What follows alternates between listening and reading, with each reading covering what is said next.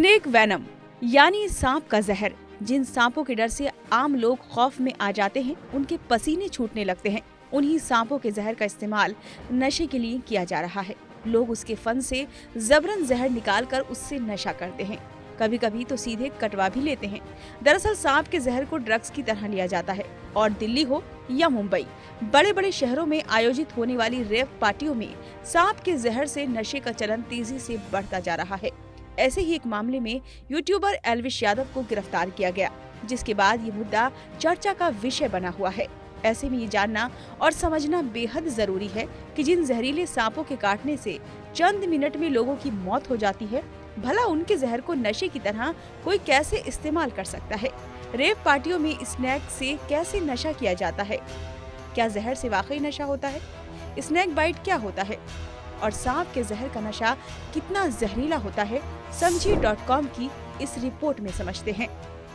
सांप का जहर अफीम या हार्ड ड्रग्स जैसे नशीले पदार्थों जैसे ही असर छोड़ता है। वैज्ञानिक बताते हैं कि कुछ सांपों के जहर में न्यूरोटॉक्सिन एलिमेंट्स मौजूद होते हैं, यानी ऐसे एलिमेंट्स जो सीधे नर्वस सिस्टम पर अटैक करते हैं और इनकी वजह से नशे करने वालों की बॉडी सुन्न पड़ जाती है और उन्हें कुछ भी महसूस नहीं होता।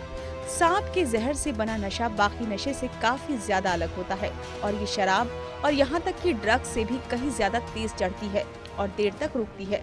हालांकि कई बार ये खतरनाक भी साबित हो जाती है। अगर गलती से सांप के जहर से बने नशे को किसी ने ज्यादा मात्रा में ले लिया तो मौत भी संभव है। स्नैक वेनम का सबसे ज्यादा इस्तेमाल रेव पार्टी में किया जाता है।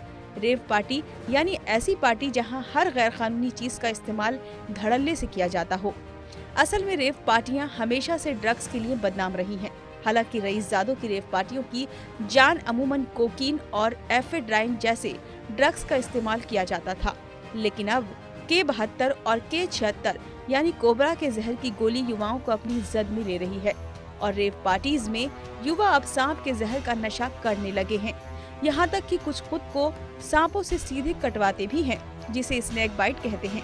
ऐसी रेव पार्टी में सपेरे सांपों को लेकर पहुँचते हैं और लोगों को उनसे कटवाया जाता है। इसका नशा करने के लिए सबसे पहले सांप के सिर पर किसी हल्के औजार से तेज थपकी दी जाती है, फिर सांप को जीभ पर रखते ही वो दंश मार देता है। इसे इस तरह कंट्रोल किया जाता है कि नशा करने वाले को हल्का सा चुभन महसूस होता है। आमतौर पर ये लोग सांप को अपने होंठ के पास रखकर खुद को कटवाते हैं। इसके अलावा इसका नशा करने के लिए कुछ लोग जीभ या कान के लोब पर भी सांप से डसवाते हैं। नशा करने के लिए इनकी कुछ खास प्रजातियों का इस्तेमाल किया जाता है।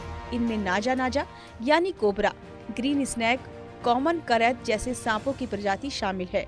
एक्सपर्ट्स की माने तो सांप के जहर में ऐसे केमिकल्स होते हैं जो खास तरह का आनंद महसूस कराते हैं। सांप के जहर को कंज्यूम करने के लिए इसकी कुछ बूंदों को अल्कोहल में मिलाकर भी लिया जाता है। वहीं कुछ लोग इस जहर को प्रोसेस कर पाउडर में बदल देते हैं। 500 ml जहर को पाउडर में प्रोसेस किया जाता है, जिसका इस्तेमाल 1000 लीटर शराब में किया जा सकता है।